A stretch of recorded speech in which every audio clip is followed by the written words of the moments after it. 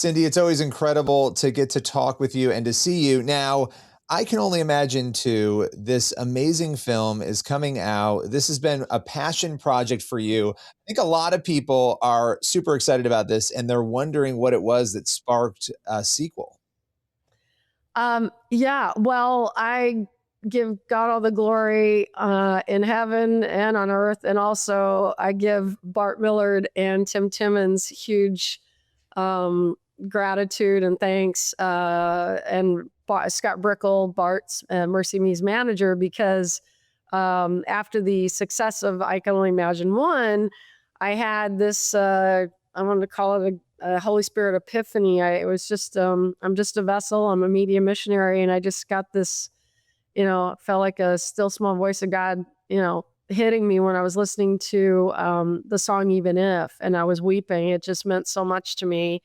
And right then and there, that little still small voice, it was clear that Cindy, you need to make a movie using this song as the foundation. And I didn't know the story underneath Even If, only that the song seemed like it would be the basis for a good movie. But again, God knew the stories of Bart and Tim, and I didn't. But that, I just got chills. So you were listening to the song and you yes, felt the Holy Spirit basically be yes, like, you need to go make this movie. You didn't know the story, just to yeah, recap.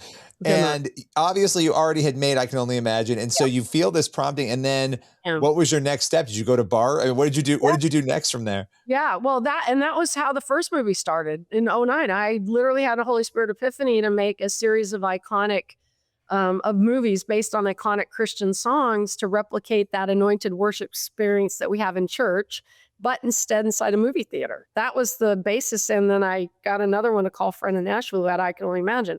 So it was the same thing that happened to me, but with the first one happened to the second one.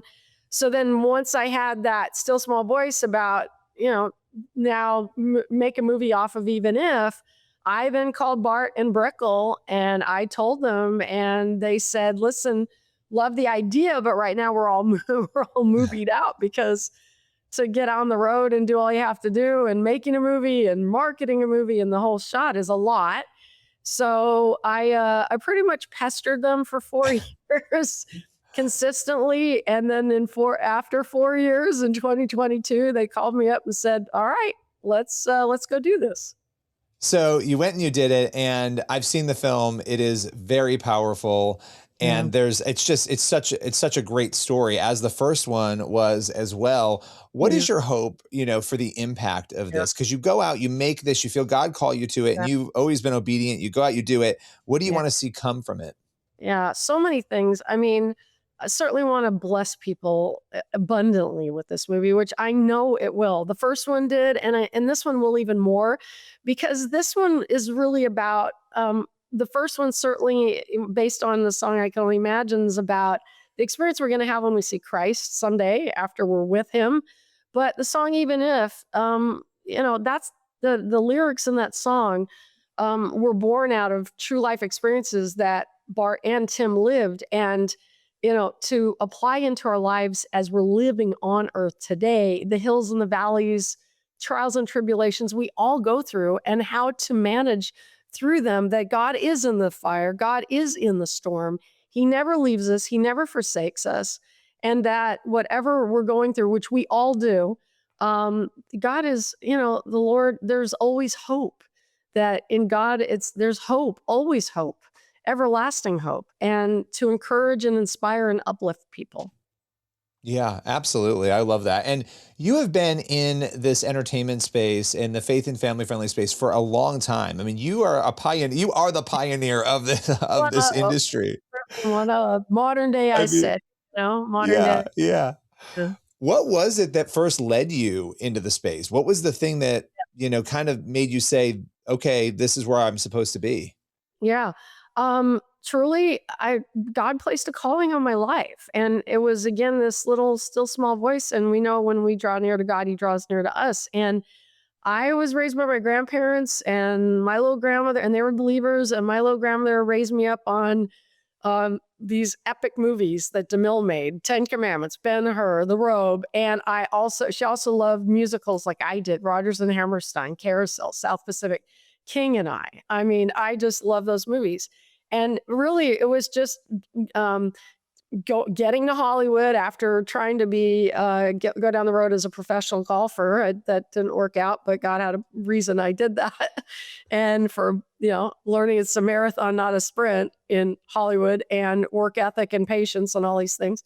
But it was really just being part of an audience that when I got into Hollywood in the like 80s and 90s in there, like in the 80s, I looked around and I went, wait a minute.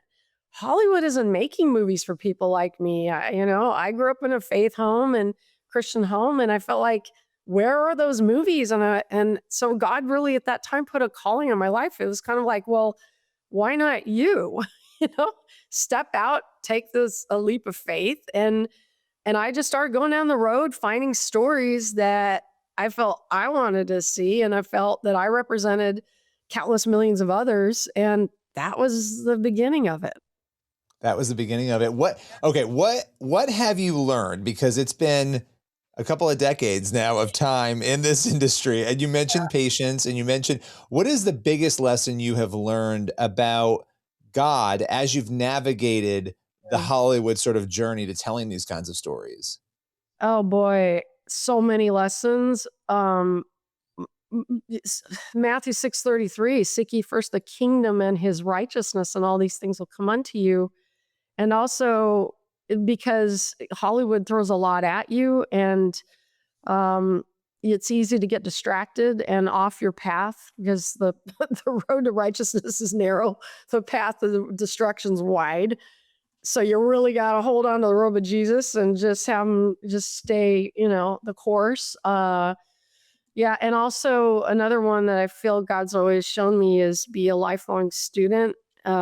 My people perish for lack of knowledge. I know it's spiritual knowledge, certainly, but I also have applied that into the movie business to keep your head down, stay humble, work hard, and just learn as much as you possibly can on all sides. It's show business. It's not just, so that's what I've done. Yeah, that's what you've done. And you've done it really beautifully. I mean, it is not an easy thing to navigate.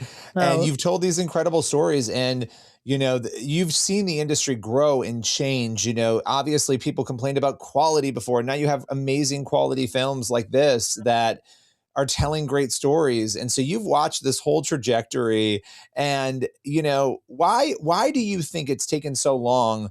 And now Hollywood has opened itself up. A lot of projects have happened outside of Hollywood, as you know, you've been a part of some of them. But what has taken Hollywood so long to say, you know what, we're going to serve this audience?